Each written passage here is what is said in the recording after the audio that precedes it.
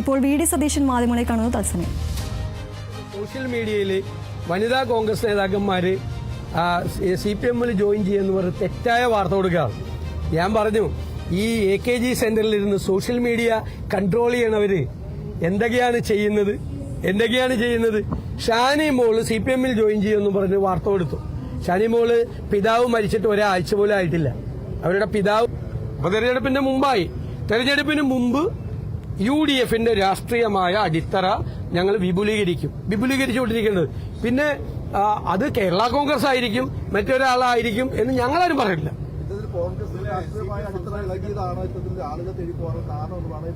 അല്ലല്ലോ, അതിന്റെ ആവശ്യമില്ലല്ലോ. UDF എന്ന് പറയുന്ന ഒരു വലിയ മുന്നണിയാണ്. ആ മുന്നണിയുടെ രാഷ്ട്രീയ അടിത്തറ അത്ര മോശമാണെങ്കിൽ ഞങ്ങൾ ഈ തെരഞ്ഞെടുപ്പിൽ കഴിഞ്ഞ 30 വർഷക്കാലത്തെ ഏറ്റവും വലിയ വിജയം നേടിയ ഒരു മുന്നണിയാണ്.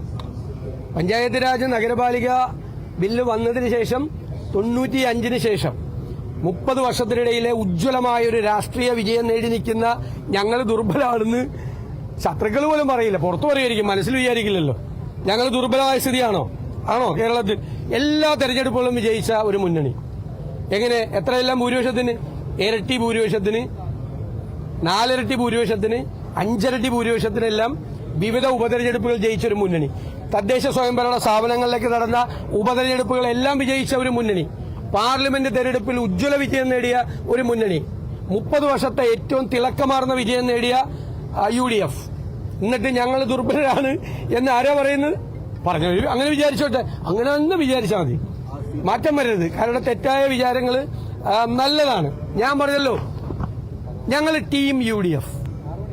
എവിടെയാണ് ഡിസിന്റഗ്രേഷൻ നടക്കുന്നത്? തല്ലി പിരിയുന്നത് എവിടെയാണ്? പരസ്പര സംശയം എവിടെയാണ്? വിശ്വാസമില്ലായ്മ എവിടെയാണ്? LDF-ൽ 10 കൊല്ലത്തെ അധികാരം പൂർത്തിയാക്കുമ്പോൾ പരസ്പര വിശ്വാസമില്ലാതെ, പരസ്പരം കബളിപ്പിച്ചുകൊണ്ട്, പരസ്പരം തെറ്റിദ്ധരിപ്പിച്ചുകൊണ്ട്, പരസ്പരം വിശ്വാസമില്ലാതെ നിൽക്കുന്ന മുന്നണി ഏതാ? LDF ശിഥിലമാവുകയാണ്. UDF ടീം UDF ആയി നിൽക്കുകയാണ്. ഈ വാക്കാണ് ഞാൻ പറഞ്ഞിട്ടുള്ളത്. ആ വാക്കിന് ഓരോ ദിവസവും അടിവരയിട്ടുള്ളൂ. ഇനിയുള്ള ഓരോ ദിവസവും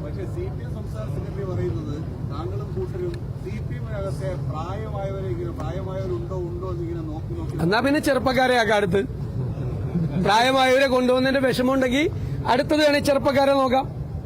വേണോ? എന്താ പറയുന്നത്? പ്രായമായവർ അത്ര മോശക്കാരായിട്ടുള്ള ആളുകളാണോ? അത് പുള്ളി പിണറായി വിജയൻ ഉദ്ദേശിച്ചത് പറഞ്ഞായിരിക്കും. പ്രായമായവർ ആളെ കുറിച്ച് മാറാൻ സമയമായി എന്നാണ് ആ പറഞ്ഞതിന്റെ അർത്ഥം. പ്രായമായവർ വേണ്ട. ഈ കൊടിമരം വാദ്യവാഹനമൊക്കെയുള്ള കാര്യങ്ങളൊക്കെ പ്രയാർ ഗോപാലന്റെയും പേര് വരുന്നുണ്ട്. ഒരു 50 കൊല്ലം മുമ്പിലേക്ക് കൂടി പുറയിലേക്ക് കൂടി പോട്ടെ എന്ന് അന്വേഷിക്കട്ടെ എന്ന്. ഏത് കാര്യം അന്വേഷിച്ചാലും ഇപ്പൊ സ്വർണ്ണക്കൊള്ള നടത്തിയത് മറയ്ക്കാൻ പറ്റുമോ?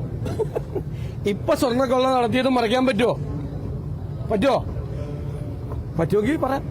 അതും മറയ്ക്കാൻ വേണ്ടിയിട്ട് എന്തൊക്കെയാ പറയണത്?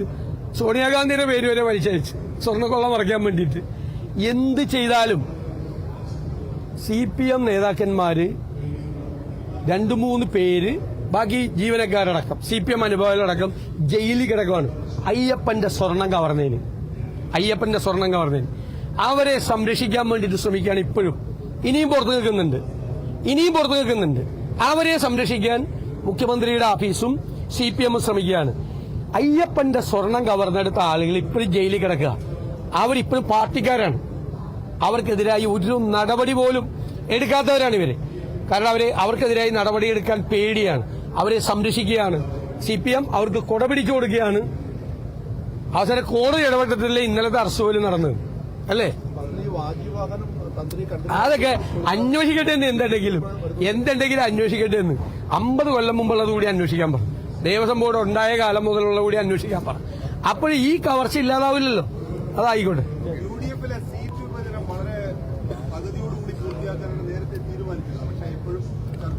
അതില് നിങ്ങളോട് വെളിപ്പെടുത്താൻ പറ്റാത്ത പല കാരണങ്ങളും ഉള്ളതുകൊണ്ടാണ് ഒന്ന് വൈകിപ്പിച്ചത്. അല്ലാതെ വേറെ ഞങ്ങൾ തുടങ്ങിയില്ല. ഒന്ന് വൈകിപ്പിച്ചത് വേറെ ചില കാരണങ്ങളുള്ളതുകൊണ്ടാണ്. അതിപ്പോ വെളിപ്പെടുത്താൻ പറ്റാവുന്ന കാരണങ്ങളല്ല.